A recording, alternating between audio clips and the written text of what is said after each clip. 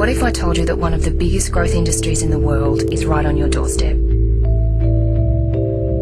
It engages more than 1.2 million children every year, generates over $7 billion annually, but doesn't pay tax.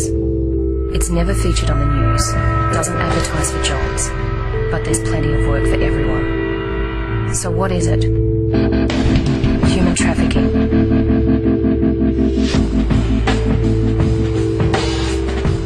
Trafficking is a modern-day slave trade. In parts of Asia, a child can be sold for as little as $10. These kids are often lured into the sex trade or forced into child labour. So who funds it? People like us. Child exploitation is one of the major issues facing our world today.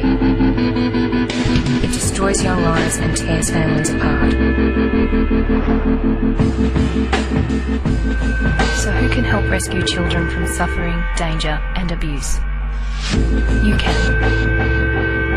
Support Stir Child Rescue and help prevent child exploitation.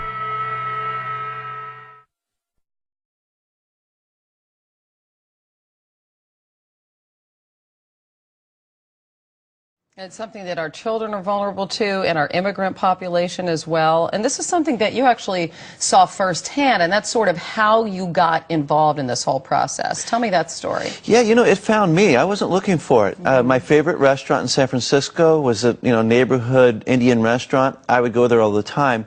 And young kids would be washing the dishes, waitering the tables, and it never really struck me that they might not be members of the family that were running the place.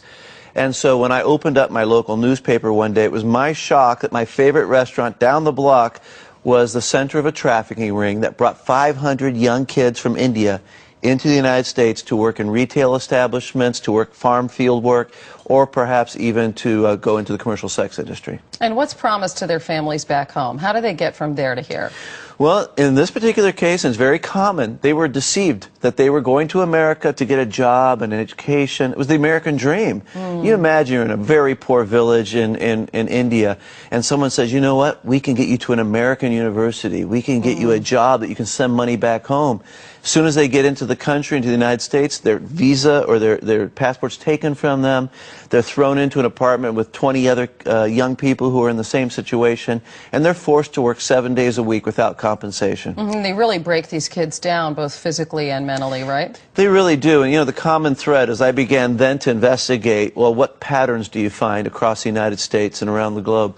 I found that within the first 24 hours, the trafficker will physically abuse, usually sexually abuse, a child or a woman who they have trafficked. And so it's to get into their mind right away that I own you, I dominate you, you try and leave, this will happen again. And your tainted goods, I mean, the whole thing in there. You know, your family's not going to want you back now, you might as well make money doing this, that kind of mentality, correct? Absolutely, and that's why the sexual violation. It's to say you have shamed yourself and your family. You can't go back. And in some cultures, that's the case. They don't want them back. Right, so this dream, American dream, turns into a complete nightmare. And there are a couple of kinds of human trafficking. We hear a lot about the sex part because that's so incredibly lucrative. That's right. Right, but there are other forms as well, like you mentioned, the kids working in the restaurant. Right? Absolutely, and we've done more research on this as we've investigated it. About half of the kids who are put into trafficking situations, either inside the United States or from brought overseas here, half of them end up in the commercial sex industry. I was surprised. Any kind of suspicion, correct? But what are some of the things that we can look for? Because let's sort of move into how we can galvanize into action here and try to stop this trend. What are some telltale signs? Well, you know, it's really important that just the normal citizen look for these things because that's where most of our tips come from. Right. And there are things to look for, like the fact that someone is kept controlled of all the time, that you try to talk to them and someone might come over and say, you know, hey, move on, don't talk to that individual. So that if you feel like, gee, this person's being isolated, this young child or this woman, she's being isolated, there's a sign. If someone says, they got their head down, no eye contact, no, you know. Exactly. Because a lot of times we assume, well, maybe that person doesn't speak English or whatever. That's right. That's right. But it could be a sign of something really serious. It could be a sign, yeah.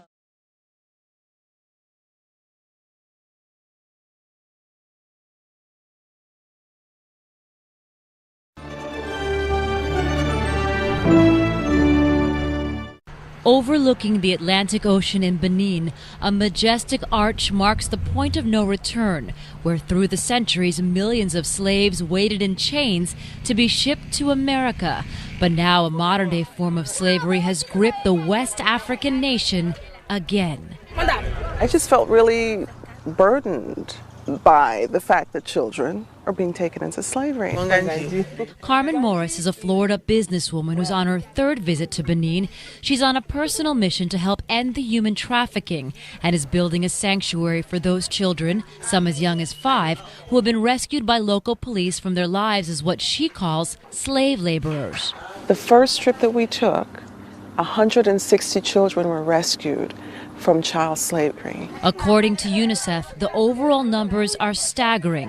1.2 million children are trafficked each year worldwide, 50,000 of them in Benin alone. Many are sold by their parents. Poverty is a problem here in Benin, as it is in almost all of Africa, and it's poverty that's fueling the slave trade, forcing parents to either sell their children to traffickers on purpose or inadvertently.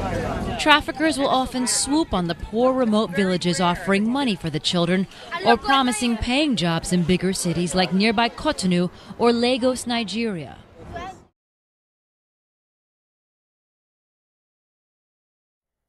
Modern-day slavery. Slaves among us.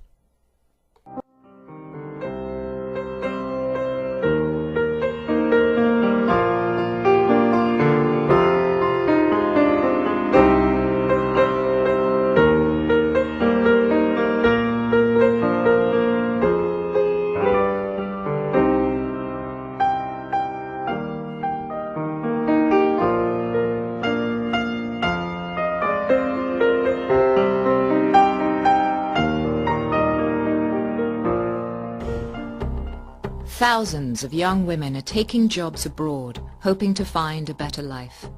But for many, the reality is really different. They're forced to work as prostitutes for little or no money in towns all over the world. The victims are simply young people who want to escape poverty and unemployment.